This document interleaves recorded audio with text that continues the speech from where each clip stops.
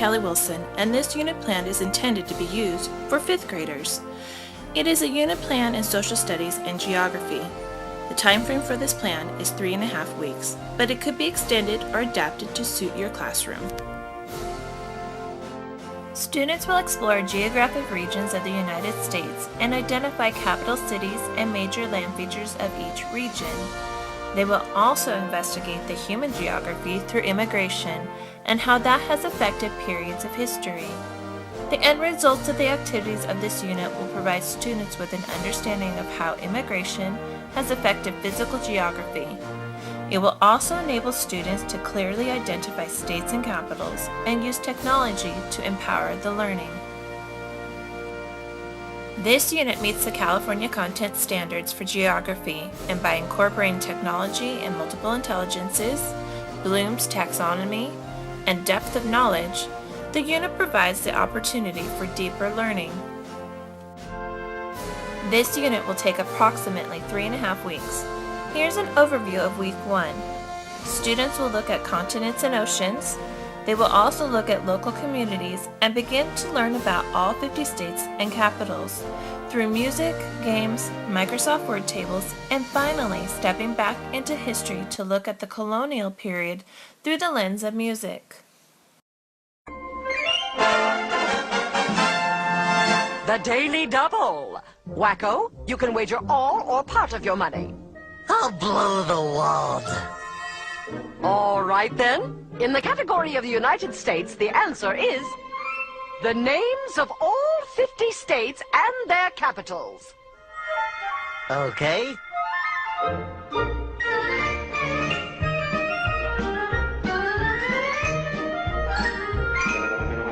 Here goes. Baton Rouge, Louisiana, Indianapolis, Indiana, and Columbus is the capital of Ohio. There's Montgomery, Alabama, south of Helena, Montana. Then there's Denver, Colorado, under Boise, Idaho. Texas has Austin, then we go north to Massachusetts, Boston, and Albany, New York. Tallahassee, Florida, and Washington, D.C. Santa Fe, New Mexico, and Nashville, Tennessee. Elvis used to hang out there a lot, you know. Trenton's in New Jersey, north of Jefferson, Missouri. You got Richmond in Virginia, South Dakota has Pierre. Harrisburg's in Pennsylvania, and Augusta's up in Maine. And here is Providence, Rhode Island, next to Dover, Delaware. Concord, New Hampshire, just a quick jaunt to Montpelier, which is up in Vermont. Hartford's in Connecticut, so pretty in the fall. And Kansas has Topeka, Minnesota has St. Paul.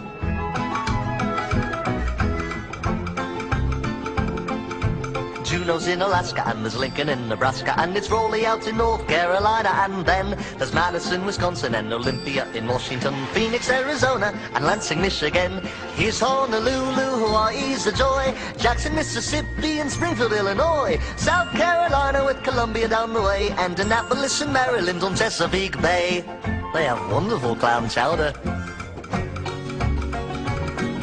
Cheyenne is in Wyoming, and perhaps you make your home in Salt Lake City out in Utah where the buffalo roam. Atlanta's down in Georgia, and there's Bismarck, North Dakota, and you can live in Frankfurt in your old Kentucky home. Salem in Oregon, from there we join. Little Rock in Arkansas, Iowa's got Des Moines, Sacramento, California, Oklahoma and its city, Charleston, West Virginia, and Nevada, Carson City. That's all the capitals there are. Huh? Oh, I'm so sorry. You failed to put your response in the form of a question. During Week 2, we will begin to examine the human geography of the United States through the American Revolution, Manifest Destiny, and the progression of immigration and its effects on both human geography and physical geography of the United States. During Week 3, students will examine the relationship between Ellis Island and immigration. They will look at the impact of immigration between 1900 and 2000 and investigate immigration through the lens of an individual or family. Students will make presentations based upon their findings. Week 4 will be for assessment and will include making flashcards, peer reviews, whole class review, summative assessment, student reflections, and blogs. A variety of technology will be used to enhance the learning. Students will become proficient with a variety of apps and use them to enhance learning and promote differentiation. As part of the learning process, the unit will provide multiple opportunities to use the various levels of Bloom's taxonomy, connecting it with depth of knowledge and multiple intelligences. Throughout the unit, each multiple intelligence is embedded in the lessons. Through the use of technology, the multiple intelligences are provided engaging learning experiences. An example of this would be students analyzing songs from the American Revolution and creating a retelling or rap in a podcast. This meets the needs of the visual, spatial, and rhythmic musical learners.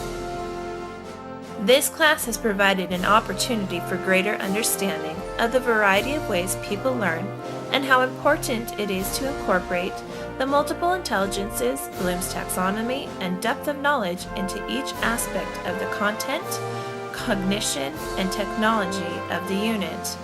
As a classroom teacher, I will use these strategies to empower my lessons.